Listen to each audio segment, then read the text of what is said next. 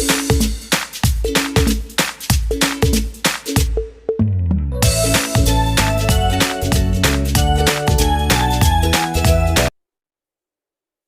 students, welcome to my English class. I am Aslam Sher Khan. Today we will learn and understand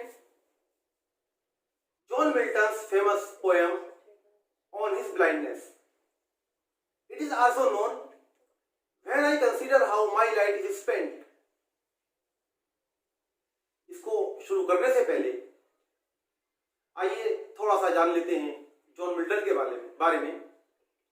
John Milton was an English poet and intellectual who served as a civil servant for the Commonwealth of England. He is best known for his epic, The Paradise Lost. Milton एक प्रसिद्ध अंग्रेजी कवि और बुद्धिजीवी थे जिन्होंने England के राष्ट्रमंडल के लिए एक सिविल सर्वेंट के रूप में कार्य किया था। वो अपनी एपिक जो पोयम है द पैराडाइज लॉस्ट, उसके लिए सबसे ज्यादा जाने जाते हैं। तो इस पोयम को डिटेल में स्टडी करने से पहले इस पोयम के बारे में भी थोड़ा सा जान लेते हैं। The poem on his blindness is a personal sonnet and is of no exception for his great work. Milton became blind at the age of 44. He was very religious and had deep faith in God. He feared that his blindness would prevent him from doing God's work. So he was very sad. But soon he realized that God does not need any man's work. तो आइए अब इस poem की detail study करते हैं। When I consider how my light is spent, consider का मतलब होता है सोचना। कवि कहते हैं कि जब मैं ये सोचता हूं how my light is spent, कि किस प्रकार से मेरा प्रकाश खर्च हो गया। यहाँ प्रकाश से तात्पर्य है उनकी आई साइट से। यहाँ एक कंफ्यूजन भी है, ये जो लाइन से शुरू की उसमें जो उन्होंने कहा है how my light is spent, तो ऐसा था कि जब वो अंधे हुए थे तब उनका जो पैसा था वो भी खर्च हो चुका था और वो गरीब हो चुके थे। तो यहाँ से जो तात्पर्य है उसका भी निकाला जा सकता है कि किस प्रकार से मेरा पैसा खर्च हो गया। लेकिन जब हम इस पोयम को आगे तक पढ़ते हैं तो ये पाते हैं कि ये जो पोयम है वो उनकी जो आंखों की रोशनी है वो खत्म होने पर ही लिखी गई थी। तो व्हेन आई कंसीडर, जब मैं सोचता हूं how I have become blind, कि किस प्रकार से मैं अंधा हो गया, एर half my days. Half my days का मतलब कि अभी आधी उम्र भी नहीं हुई थी। अर का मतलब पहले, कि उनकी आधी उम्र बीतने से पहले ही वो अंधे हो गए, क्योंकि उनका मानना ये था कि उनकी जो आयु है वो 100 वर्ष की होगी, लेकिन वो 50 के भी नहीं हो पाए थे कि वो अंधे हो गए। This dark world and wide, dark का मतलब होता है अंधकार में, कि ये संसार जो विशाल है ये उनके लिए अंधकार में हो गया। जब वो अंधे हो गए, उनको कुछ दिखाई नहीं देता था, तो उनको पूरा संसार अंधकार में प्रतीत होने लगा। तो ही उनके लिए अंधकार में दिखाई देने लगा। And that one talent, talent का मतलब होता है योग्यता, और उनकी जो एक योग्यता थी, यहां पर टैलेंट को बताया गया है बाइबल में, और शायद उन्होंने उसी का रेफरेंस लेकर यहां पर इस वर्ड को स्पेशली जोड़ा, क्योंकि जो मैथ्यू 25 की एक जो बाइबल में है उसमें एक स्टोरी है द पैराबल्स ऑफ टैलेंट्स। उसमें ये बताया गया है, संक्षेप में मैं आपको स्टोरी बता देता हूं, कि एक लॉर्ड होता है जो कहीं पर जाता है और वो जाने से पहले अपने 3 नौकरों को कुछ पैसा दे जाता है और उनसे कहता है कि आप इस पैसे को कहीं पर इन्वेस्ट कीजिएगा और इस पैसे से और पैसा बनाइएगा। जब वो कई वर्षों के बाद लौटकर आता है तो वो देखता है कि उसके 2 नौकर जो थे उन्होंने उस पैसे को इन्वेस्ट किया और उसको दुगना तिगना कर दिया, मगर जो तीसरा वाला नौकर था ये डर था कि कहीं वो पैसा चोरी ना हो जाए, या कहीं मैं इन्वेस्ट करूं तो वो पैसा जो है वो ना बढ़ पाए और नुकसान हो जाए, इसलिए उसने इस पैसे को छुपा दिया। जब उसने ये मालिक को ये बात बताई और पैसा दिया तो मालिक बहुत गुस्सा हुआ और उसने उसको सजा दी। तो यहां पर उस टैलेंट को जो कवि है वो डिस्क्राइब करते हैं कि वो टैलेंट जो ईश्वर ने मुझे दिया, मैं अब उसका इस्तेमाल नहीं कर पाया, इसलिए कहीं ऐसा ना हो कि उसी लौट की तरह ईश्वर मुझे सजा दे और मुझे अंधकार में धकेल दे। ये बात आपको आगे वाली लाइन्स में और ज़्यादा क्लियर हो जाएगी। That one talent, वो टैलेंट, वो योग्यता which is dead to hide, जिसे मृत्यु के बाद ही छुपना था, मृत्यु के बाद ही खत्म होना था। हाइड का मतलब होता है छुपना, जिसे मृत्यु के बाद ही खत्म होना था। कौन सा टैलेंट? कविताएं लिखने का। लॉस्ट विद मी यूजलेस, अब मेरे साथ बेकार पड़ा रहा। यानी कि वो टैलेंट, चूंकि वो अंधे हो गए तो जो कविता लिखने का उनका जो टैलेंट था वो अब आउट ऑफ यूज हो गया, कोई उसका यूज नहीं हुआ। Though my soul more bent, bent का मतलब होता है झुकाव। यद्यपि मेरी आत्मा का बहुत ज्यादा झुकाव था, यानी कि मैं बहुत ज्यादा चाहता था to serve therewith my maker, कि मैं अपने मेकर का मतलब बनाने वाला अर्थात ईश्वर, कि मैं अपने ईश्वर की सेवा करूं कविता लिखकर। वो टैलेंट अब मैं इस्तेमाल नहीं कर सकता। एंड प्रेजेंट, और उन कविताओं को लिखने के बाद मैं प्रेजेंट करता, प्रस्तुत करता माई ट्रू अकाउंट, अपना सच्चा लेखा जोखा, जो कुछ मैंने लाइफ में किया मैं वो प्रस्तुत करता। क्यों? क्योंकि मुझे डर है लेस्ट का मतलब कहीं ऐसा ना हो ही रिटर्निंग चाइल्ड, कि जब मैं उसके पास मरने के बाद लौटूं तो वो मुझे फटकारे कि मिल्टन, मैंने आपको क्वालिटी दी थी, मैंने आपको एक योग्यता दी थी, आपने उसका इस्तेमाल नहीं किया, इसलिए तुम दंड के पात्र हो। The poet has lost his vision at the age of 44. The world appears dark to him.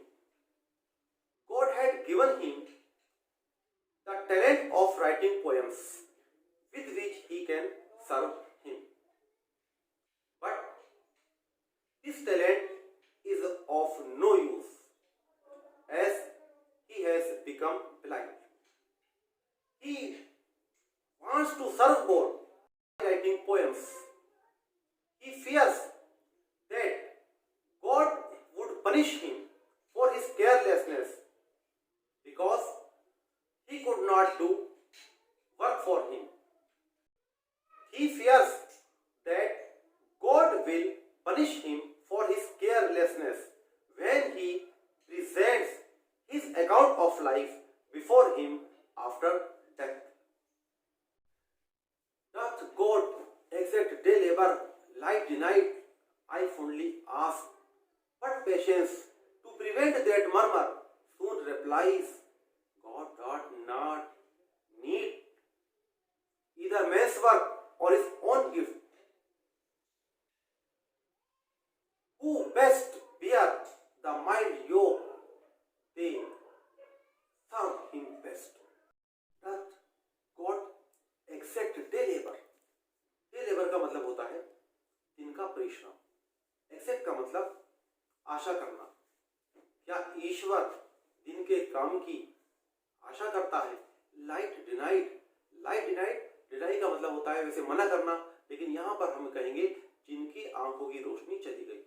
I फोनली ask, मैं बहुत बेवकूफी के साथ पूछता हूं। Here, the poet expresses some doubts about the justice of God. यहां कवि ईश्वर की जो न्याय है उसके प्रति कुछ अपने शक जाहिर करता है, कि वो बड़ी बेवकूफी के साथ पूछता है। He foolishly asked himself, कि क्या गॉड को उन लोगों से जिनकी आंखों की रोशनी चली गई हो, उनसे भी उसी काम की आशा है जो वो उन लोगों से करता है जिनकी आंखें होती है। बहुत बेवकूफी के साथ वो ये सवाल करता है। बट पेशेंस, लेकिन एक फिगर है patience to prevent that murmur, उसकी उसकी जो बड़बड़ाहट है, मरमर का मतलब होता है बड़बड़ाहट, प्रिवेंट का मतलब रोकना, उसकी बड़बड़ाहट को रोकने के लिए सून रिप्लाइज, तुरंत उत्तर देता है। एक फिगर है यहाँ पर पेशेंस, और यहाँ पर पेशेंस को पर्सोनिफिकेशन, जो आपका फिगर ऑफ स्पीच है वो यूज किया गया है यहाँ पर, कि पेशेंस उत्तर देता है क्या, God doth not need man's work और हिज ओन गिफ्ट्स, ईश्वर को किसी व्यक्ति के काम की या उसके गिफ्ट्स की, उसके उपहार की आवश्यकता नहीं है।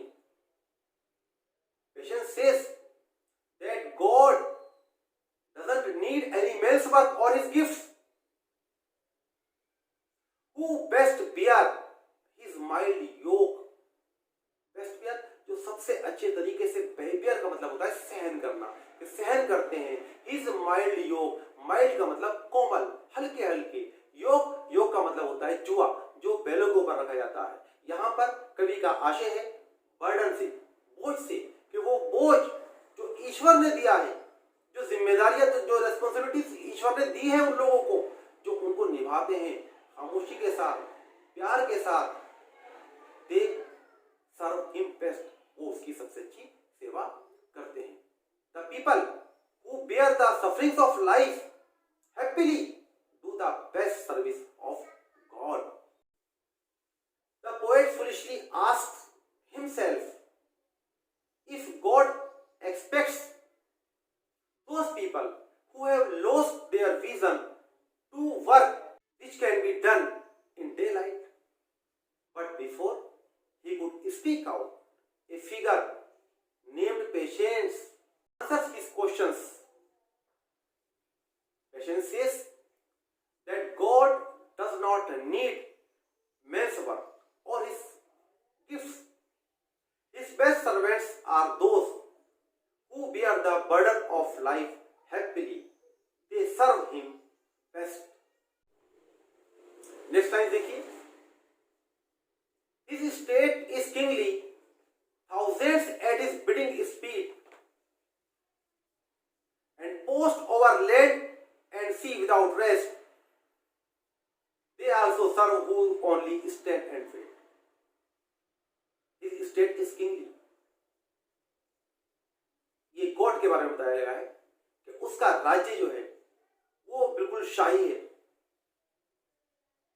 God rules over universe, he is the king of Kings, thousands at his bidding speed, thousands का मतलब हजारों, यहां थाउजेंड्स का मतलब है हजारों फरिश्ते। He has a number of angels at his bidding speed. When God commands something, they are ready to carry out his order. They run over land and sea without rest. वो दौड़ते हैं, and post over land and sea, वो दौड़ते हैं जमीन पर और समुद्र पर, इसलिए ईश्वर का ऑर्डर कैरी आउट करने के लिए, ईश्वर का ऑर्डर मानने के लिए। इसलिए उसको व्यक्तियों की जरूरत नहीं है कि वो उसके लिए काम करें, उसके पास तो बहुत सारे फरिश्ते हैं, हजारों असंख्य फरिश्ते हैं जो उसके काम को करने के लिए हमेशा तैयार रहते हैं बिना थके हुए। They also serve him. They also serve. वो उसकी सेवा करते हैं, who only stand right, जो अपनी जगह पर टिके रहते हैं, and wait, और इंतजार करते हैं, अर्थात जो अपने आप को ईश्वर के लिए समर्पित कर देते हैं वो उसकी सबसे अच्छी सेवा करते हैं। The people who submit themselves to the desire of God, to the wish of God, they serve him best. God is the lord of lords and king of the kings. He rules over the universe. He has a very large number of angels. When he commands something, they are ready to run across land and sea. The people should submit themselves to the will of God. They should not complain against the hardships of life. तो आज हमने study की Milton की famous poem on his blindness. मुझे पूरी आशा है कि आपको ये पोएम समझ में आई होगी और आपको अच्छी लगी होगी। अगर आपको मेरा ये वीडियो पसंद आया है तो आप प्लीज़ इस वीडियो को लाइक शेयर कीजिए, और जिन्होंने सब्सक्राइब नहीं किया है वो सब्सक्राइब, वो बेल का बटन दबा दें ताकि उनको मेरी आने वाली वीडियोस इसी तरह से